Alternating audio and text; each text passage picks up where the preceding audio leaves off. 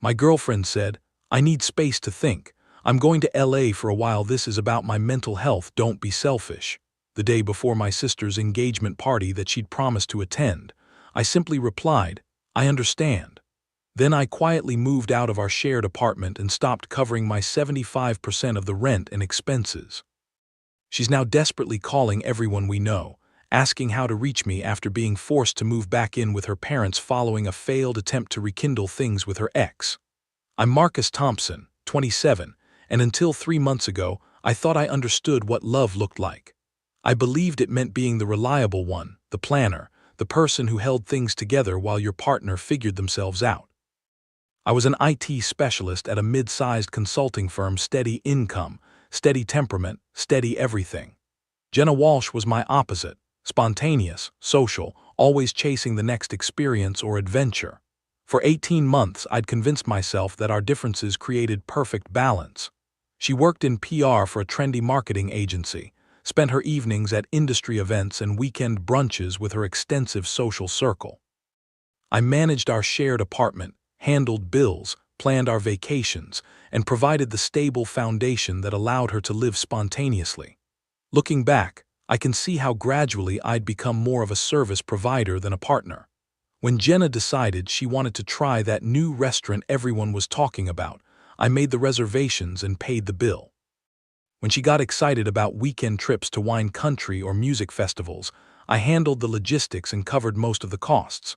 When she wanted to switch apartments to be closer to her work scene, I researched options, coordinated viewings, and managed the move. I told myself I was being supportive. Jenna had bigger social needs than I did, more expensive tastes, a lifestyle that required flexibility I was happy to provide. My salary was higher than hers, so it made sense that I'd cover a larger share of our expenses. She contributed what she could when she could, and I filled in the gaps without keeping score. But somewhere along the way, I'd become less of a boyfriend and more of a life manager who happened to share her bed. Jenna made decisions about her time, her priorities, her interests, and I accommodated those decisions. She assumed I'd be there to handle whatever needed handling, fund whatever needed funding, and support whatever direction she wanted to explore. The pattern had established itself so gradually that I barely noticed how one-sided everything had become. I was the relationship coordinator by default, researching restaurants, booking weekend trips, remembering anniversaries, handling logistics. When we moved in together after 8 months, I naturally took care of finding the apartment, coordinating movers, setting up utilities.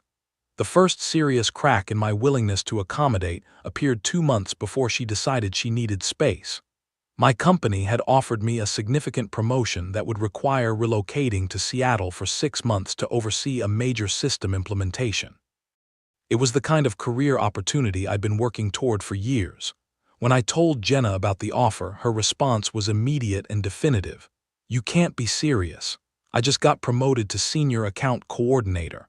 My whole career is here, my friends are here, my entire life is here. You expect me to drop everything and follow you to Seattle?" I suggested we could try long distance for 6 months, or that she could explore remote work options, or even take it as an opportunity for her own adventure. But Jenna was adamant that my career advancement couldn't be allowed to disrupt the life she'd built in LA. "This feels really selfish, Marcus," she said. "You know how hard I've worked to build my network here. You're basically asking me to sacrifice my career for yours." I withdrew the application that week. My manager was disappointed but understanding, and I convinced myself I was making the right choice for our relationship. But something had shifted in how I saw our dynamic. When faced with a choice between supporting my career advancement and maintaining her comfort zone, Jenna hadn't even considered compromise. The second crack came a month later during my sister Emma's engagement announcement. Emma and I had always been close despite living in different cities, and she was thrilled to share her news. The engagement party was planned for a Saturday evening in Phoenix, where Emma lived with her fiancé, David. It would be the first time in 2 years that our extended family would be together. Jenna had met my family several times and gotten along well with everyone, particularly Emma. When I mentioned the engagement party date, Jenna immediately put it on her calendar and started talking about what she'd wear, what gift we should bring, how nice it would be to see everyone again. I booked our flights and made weekend arrangements, relieved that this would be a stress-free, happy family celebration. Then, the Thursday before our Saturday flight, Jenna brought up LA. "I've been thinking," she said over dinner at our kitchen table, "and I'm feeling really stuck lately. Like personally stuck. I think I need some space to figure things out." I set down my fork, sensing this wasn't casual observation. "What kind of space?" "I think I need to go away for a while, like actually away. I've been feeling suffocated by our routine, by always doing the same things with the same people. I need to remember who I am when I'm not half of a couple." My stomach dropped. "Jenna, we're supposed to fly to Phoenix on Saturday. Emma's engagement party, you promised you'd be there." She waved her hand dismissively. "That's exactly what I mean. Everything is always about obligations, about what we're supposed to do. I need to prioritize my mental health right now." "Your mental health requires abandoning me at my sister's engagement party." "Don't be dramatic, Marcus, and don't be selfish. This isn't about you or your sister, this is about me needing space to grow as a person. I've already looked into flights to LA. I can stay with my college friend Maya for a few weeks while I figure things out." The word "already" hit me like a physical blow. "You already looked into flights?" "Before talking to me about this." "I knew you'd try to talk me out of it," she said defensively.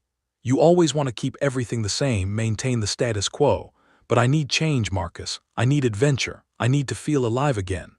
That night I lay awake staring at the ceiling while Jenna slept peacefully beside me, apparently unburdened by the bomb she'd just dropped on our relationship and my family obligations.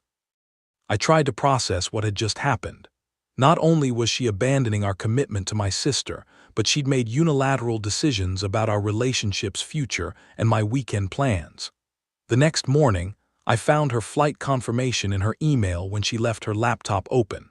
She'd booked the ticket 3 days earlier before our conversation. She hadn't been asking for my understanding, she'd been informing me of a decision she'd already made. When I confronted her about it, she became defensive and then angry. "This is exactly why I need space. You're being controlling and invasive. Checking my email, that's toxic behavior, Marcus. You made a major relationship decision and booked travel without discussing it with me. Then you presented it as spontaneous soul searching when you'd actually been planning it for days." "I knew you'd react like this," she said coldly. "You can't handle when I need independence. You want to control my choices and keep me trapped in your little routine." That afternoon, Jenna left for LA with a single suitcase and a promise to call me in a few days once she'd had time to think. I canceled her flight to Phoenix, called Emma to explain that I'd be coming alone, and spent that evening staring at our suddenly empty apartment. The engagement party was beautiful but painful. Emma was radiant, David was clearly besotted, and the whole family was celebrating new beginnings and future happiness. Everyone asked about Jenna, and I found myself making increasingly uncomfortable excuses about work emergencies and prior commitments. My Aunt Patricia pulled me aside during the reception. "Sweetheart, is everything okay? You seem distant tonight." "Just some relationship stuff," I said, not wanting to elaborate during Emma's celebration. "Well," Patricia said gently, "I've watched you with Jenna at family gatherings. You're always taking care of everyone and everything. Make sure someone's taking care of you too." That comment stayed with me through the weekend. When had I become the person who always took care of everyone and everything? When had I started accepting crumbs of consideration from someone who was supposed to be my partner? The answer came from an unexpected source. Claire Martinez, who worked in Jenna's PR agency and had become a casual friend over the months, texted me the Monday after I returned from Phoenix. "Hey Marcus, how was your sister's engagement party? Jenna mentioned you guys had something important this weekend." I was surprised Jenna had mentioned it to anyone, given her last-minute abandonment. "It was great," I replied, though I ended up going alone. Jenna decided she needed some time in LA to think things through. Claire's response took a few minutes to come through, and when it did, it changed everything. "Oh, that's interesting timing. She mentioned she wanted to reconnect with her ex Tyler while she was there. Something about unfinished business and wondering what if." I probably shouldn't have said that, I'm sorry. I stared at that message for a long time. Unfinished business. What if the space Jenna needed to figure herself out apparently involved exploring whether her ex-boyfriend was a better option than me? Claire texted again, "Marcus, I'm really sorry, I thought you knew. Jenna talks about you like you're Well, like you're the safe choice. The backup plan, I've always thought you deserved better than that. The backup plan, the safe choice. Suddenly everything about our relationship made perfect sense. I wasn't Jenna's partner, I was her security blanket. I provided stability and financial support while she kept her options open and explored what else might be available. That evening, I made a decision that felt simultaneously terrifying and liberating. I was done being anyone's backup plan. Over the next week, I quietly began extracting myself from the life Jenna and I had built together. I found a smaller apartment across town, gave notice on our shared lease, and began transferring my belongings during the day while she was presumably exploring her unfinished business in LA. I didn't want drama or confrontation. I wanted clarity and self-respect. Jenna had made her choice when she booked that flight without discussing it with me. She'd made her choice when she prioritized exploring her ex-relationship over supporting me at my sister's engagement party. My choice was to stop waiting around to see if I'd ultimately be selected as her final option. The conversations with Claire became more frequent during that week. She'd check in to see how I was handling everything, and I found myself appreciating her directness and genuine concern. Unlike Jenna, who spoke in hints and implications, Claire communicated clearly and honestly. I've watched Jenna treat relationships like shopping, Claire told me during a coffee meeting that Thursday. She keeps browsing to see if there's something better available, but she wants to keep her current option on hold just in case. It's not fair to anyone involved. I feel like such an idiot for not seeing it sooner, I admitted. You're not an idiot, you're loyal and caring. Those are good qualities, but some people exploit them instead of appreciating them. By the following Friday, exactly 1 week after Jenna had left for her soul-searching adventure, I had completely moved out of our shared apartment. I left the keys on the kitchen counter along with a simple note. Jenna, I've moved out and won't be renewing the lease here. I hope you find whatever it is you're looking for in LA. I've realized I deserve someone who chooses me consistently, not someone who needs to explore other options to appreciate what they have. Take care. Marcus. I also stopped the automatic transfers that had been covering my 75% of the rent, utilities, and shared expenses.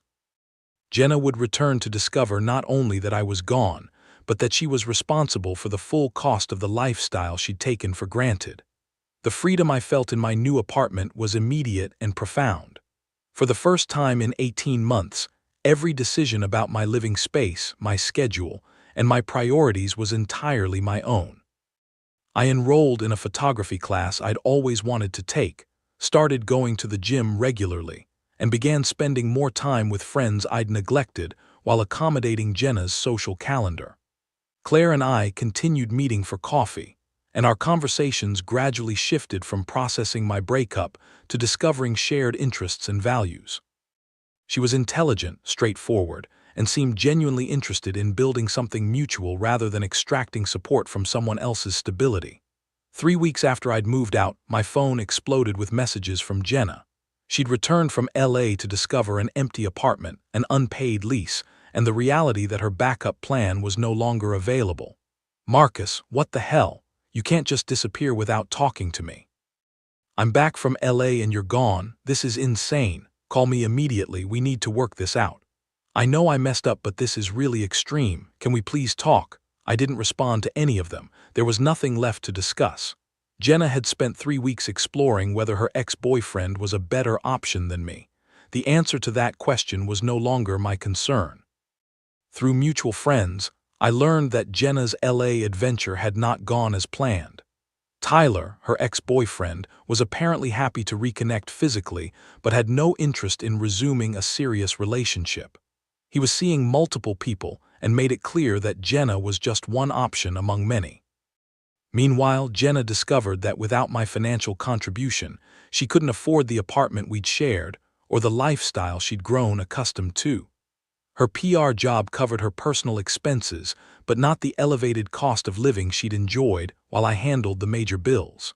Within a month of returning from LA, Jenna was forced to move back in with her parents in Orange County. Her social media presence shifted from glamorous city life to awkward family dinner photos and complaints about suburban boredom. Claire, who still worked with Jenna, told me about the increasingly desperate attempts to rebuild her previous lifestyle. She keeps asking people if they know how to reach you. She's telling everyone that she made a mistake and just needs to explain herself. Some mistakes can't be explained away, I replied. She didn't accidentally book a flight to explore things with her ex. She didn't accidentally abandon me at my sister's engagement party. Those were choices that revealed her actual priorities. 4 months after I'd stopped being Jenna's backup plan, she found my new address somehow and showed up at my apartment on a Saturday morning. She looked smaller than I remembered, less polished, more desperate. "Marcus, please just give me 5 minutes," she said when I answered the door. "I know I screwed up. The thing with Tyler was nothing, just closure. I realized no one will ever care about me the way you did. Can we please try again?" I looked at her and felt nothing. Not anger, not satisfaction at her apparent distress, not temptation to resume our old dynamic. Just a calm recognition that this chapter was completely closed. "I hope you figure out what you're really looking for," I said honestly, "but I'm not interested in being someone's safety net while they explore other options." "But we were good together," she insisted. "We had so much history, so many good times. I promise I'll be different this time." "The good times happened when I was doing all the emotional and financial labor," I said gently. "That wasn't a relationship, that was me providing services while you decided whether you wanted to commit to me or keep exploring other possibilities." She started crying then. "I know I took you for granted, I know I hurt you, but people make mistakes, Marcus. Don't you believe in second chances?" "I believe in learning from experience," I replied. "You taught me that I deserve someone who chooses me consistently, not someone who needs crisis and consequences to realize my value." I wished her well and closed the door. She didn't try to contact me again after that. 6 months later, Claire and I officially began dating, though our relationship had been building naturally through shared interests, mutual respect, and genuine compatibility.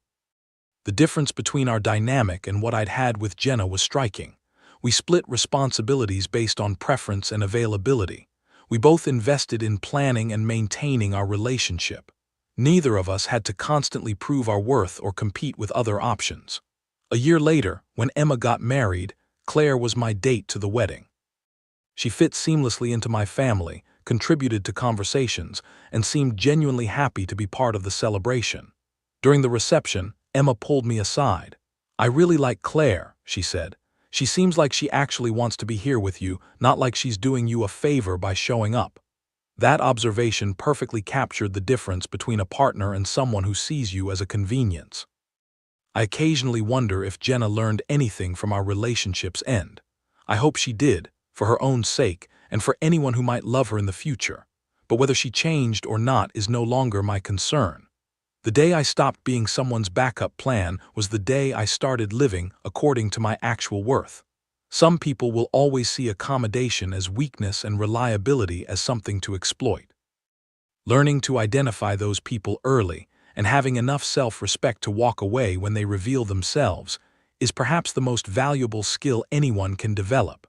The most profound relationships are built by two people who both show up consistently, who both prioritize each other's well-being, who both understand that love is demonstrated through choices over time rather than promised through words after disappointment. I stopped waiting for someone to choose me, and in doing so, I chose myself. That choice led me to someone who chooses me daily, just as I choose her. The difference is life-changing. Sometimes the bravest thing you can do is stop being someone's safety net and start living like you know your own worth.